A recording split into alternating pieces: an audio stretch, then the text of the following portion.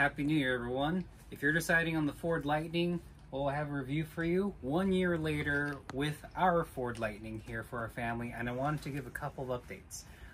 We have about 13,000 miles on this truck already, and I want to show you kind of the wear and tear that's already happened this past year and why I'm supremely confident in the choice to choose this truck versus other EV options out there. So let's take a look at 1 year later some of the wear and tear. So first and foremost, let's check the back over here.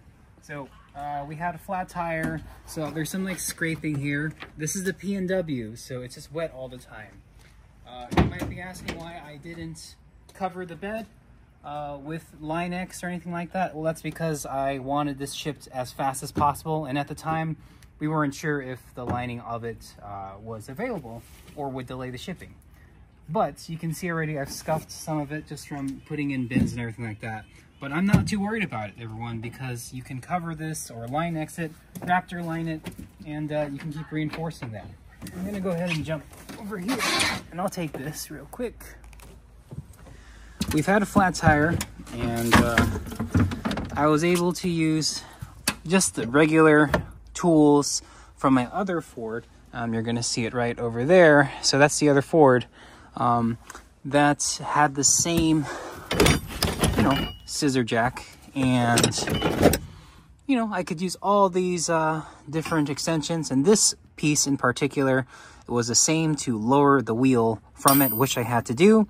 I was able to take out the tire, plug the tire, and it worked just fine. Besides flat tire we had, which specifically was this tire over here, I was able to jack it up easily and do it straightforward with the entire family in the car when it mattered at 11 o'clock at night. So very happy with that. If you actually look at the window, it's kind of hard to see. I can probably get it from the inside. We hit a big rock chip as well. So you can kind of see here, I'll put a picture in the video, but a big rock chip. You can see the water condensation on this. That's because I left some epoxy on there.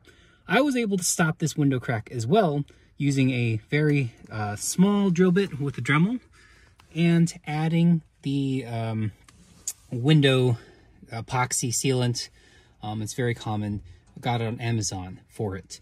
So this truck has taken some abuse. And besides that, some minor paint scuffs just from the wear and tear of the road, possibly from the car washes we've brought it through.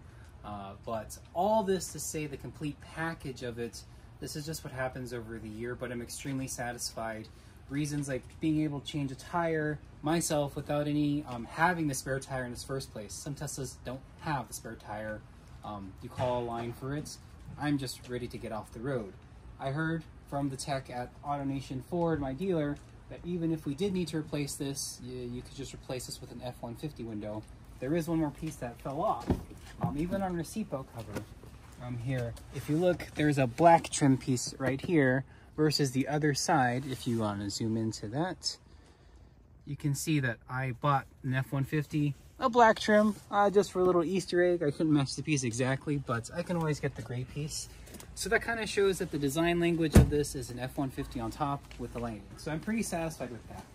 This was the 230 mile standard range, so price is going to be a big one. I paid about 65 grand for this, 60 grand depending on the tax rebates that you qualify for. Prices will increase or decrease depending on the year. Holiday specials. Right now in 2024, it looks like the XLT has back up to the price that we got it about a year early before they went all the price increases. You have to take all that into account. Why I didn't get extended range is because on average it seemed to be about a $10,000 to $14,000 difference to get the 320 mile range. If you're able to get it around the 70 to 75K range with the extended range, go for it. But even with the standard battery range, there is an accessory I wanted to show everyone and why I like it so much. So let's pop this Frunk over here. All right, so we're gonna pop this Frunk. You're gonna see a lot of advertising a year in a Ford doubling down on the space of this Frunk. I think it's because the Cybertruck's launching, the Rivians are more common. You're gonna get more EV from other truck dealers out there, like the Ram, and the Silverado coming out. What they're really emphasizing is the frunk space, and that's been extremely useful, especially in this PNW weather. It's raining during this video, and water will drip away from all your goods that you store in here, and you're gonna see that they have all the space. Now, is space kind of the deal maker or decision maker if you choose an EV? Probably not, but this has been handy more oftentimes than not. But first off, you don't need to get the Ford charger for this. This is a VVOR EV charger that I got for $89. This is a level 2, so it has your NEMA 1450 port, and obviously you're going to want to install one of these at your house if you want at-home charging. In the PMW, it's only 13 cents per kilowatt, so that's pretty cheap for electricity over here, which amounts to about $9 or $8 to charge it from 15 to about 80%. But one killer accessory that you'll need for any EV, or especially this truck, standard range if you're going skiing or anything like that. Let's go in the back over here.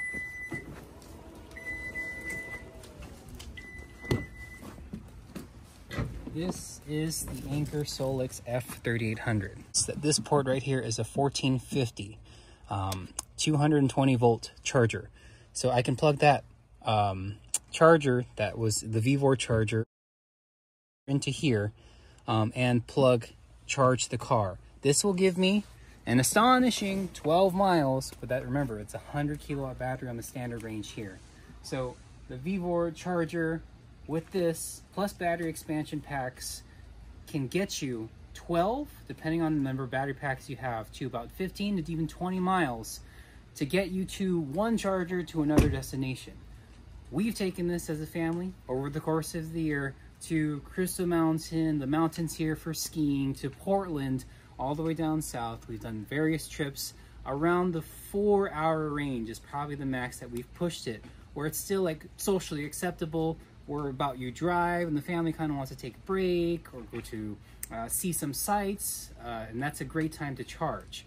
Charging though frequently on standard range, yeah, it's been kind of tough because you add about an hour to your commute. So if I had a gas guzzler, boom, 3 hours straight to Portland. For the standard range here, or even to Leavenworth, that's about another 2 hours east. A beautiful Christmas destination for us over this past year.